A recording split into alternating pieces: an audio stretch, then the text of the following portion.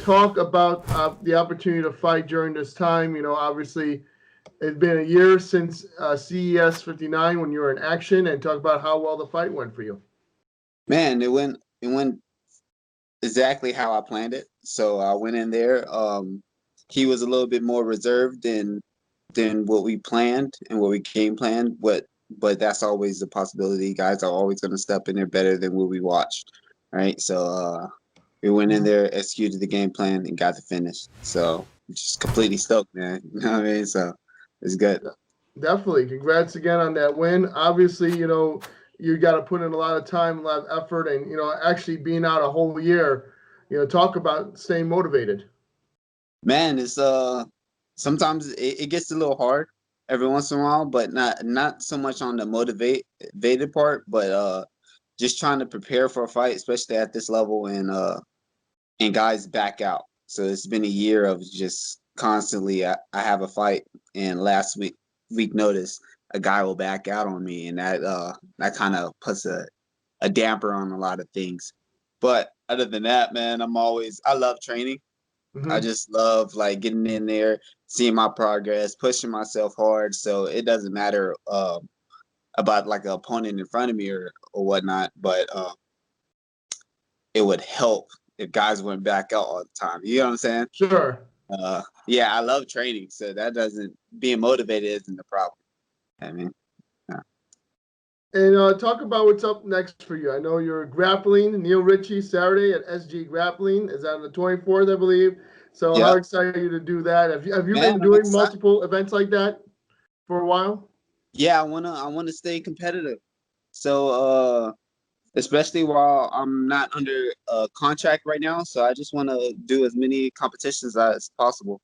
Sure. Um, whatever's out there, I might even do a Muay Thai or a kickboxing match or a boxing match sometime soon. You know what I mean? So I'm just excited to compete, bro. Definitely. And is there any indication that Bellator may have you back? Will they be doing more events in that area in Yukonsville and hopefully have you on the card? Yeah. So my manager's in works talking to everybody, making moves for me. So shout out to Definitely. Lamont.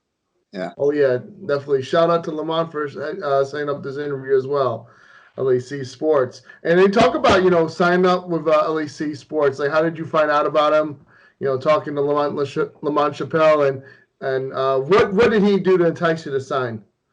Yeah, so one of my coach hit me up. He was like, "Hey, I know you're looking for a manager because at this point, I just took that fight with Keith Rockstar Richardson, and Hmm. I was 4-0 before that fight, and I had lost a really close split decision.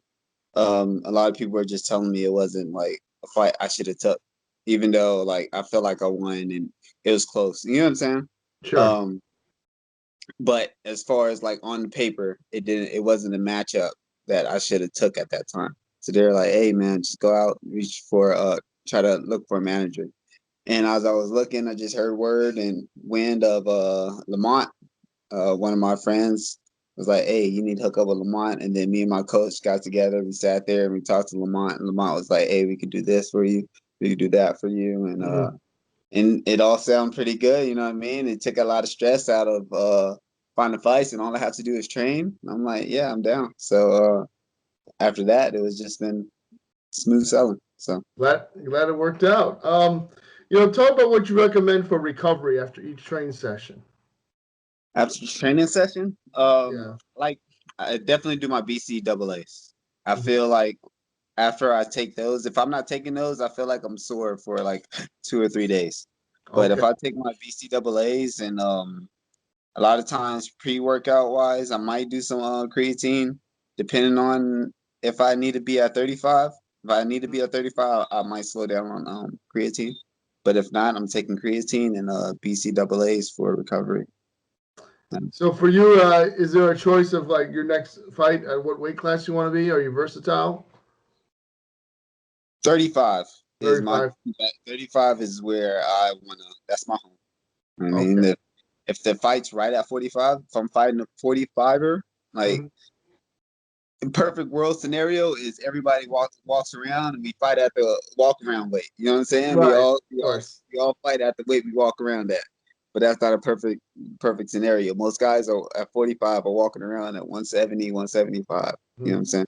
So at 35 is where I want to be. And then Mike Kimbel And feel.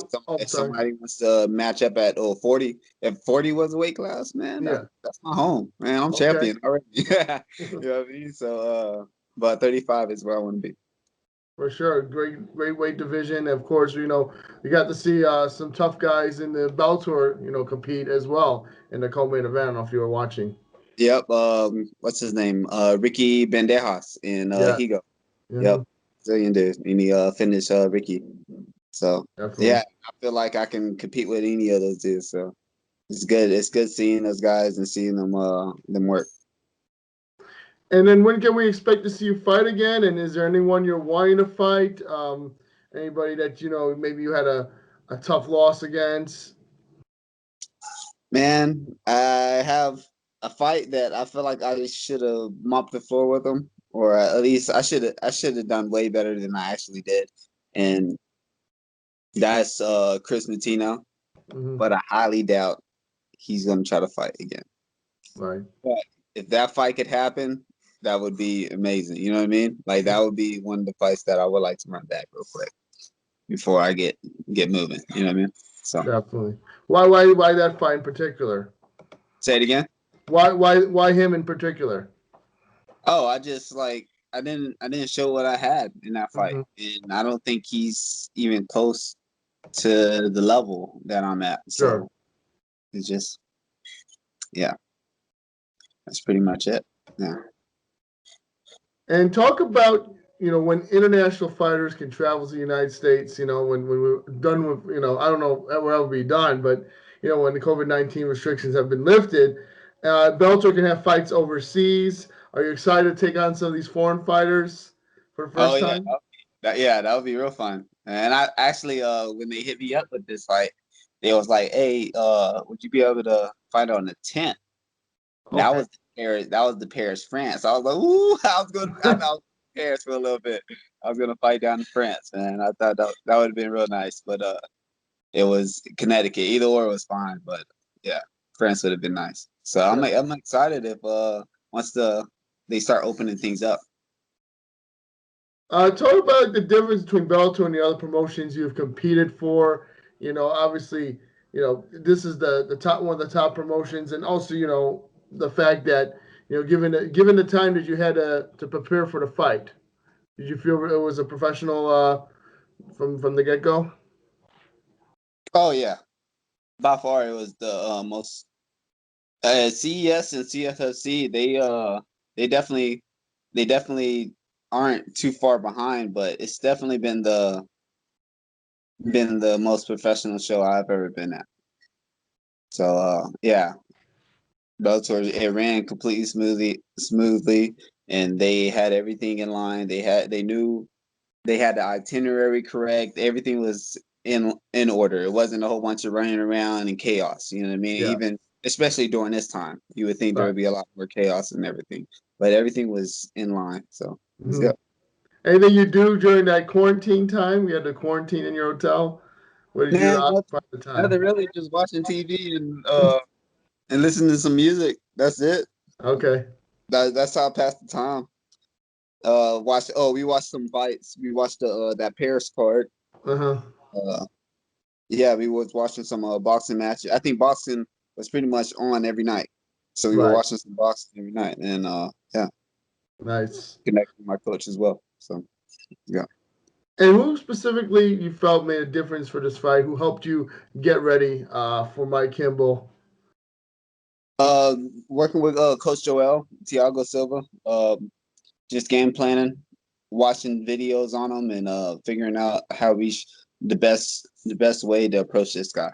So yeah, just working with Joel Garcia and Thiago down in Wake Forest. It's been a good little switch up, and always Team ROC has always been there. You know what I mean? And we're just getting hard grinding sessions and technical work down there as well. So. And talk about what's next for you. I mean, obviously, when we get to see you back in a cage, what are you looking forward to most displaying in your next fight? Why should we tune in? And Man, what else do you have to show us? man, I wanted to lay some hands. I wanted to throw some hands in this fight. Okay. But man, when the finish is there, the finish is there. You take Right. it. You don't. You don't prolong the war, man. It's never a good, smart idea to prolong the war. When you see the finish, you take it. But I want to mix it up my next fight. Okay, So, we're looking forward to that.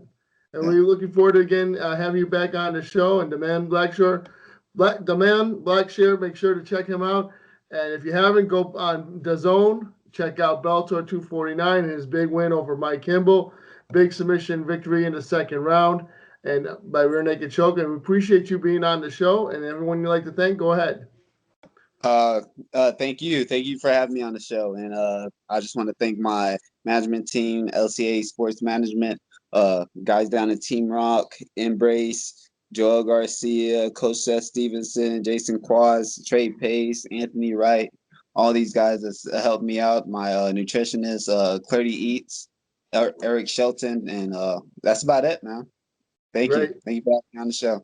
Follow me on Da'Mon, the Diamond Blackshear on the Fight Report. Make sure to check him out. August 24th, he's going to be competing in a grappling match. So SG Grappling, and best of luck in that one as well. Yeah, thank you. Appreciate you. Take care. You too.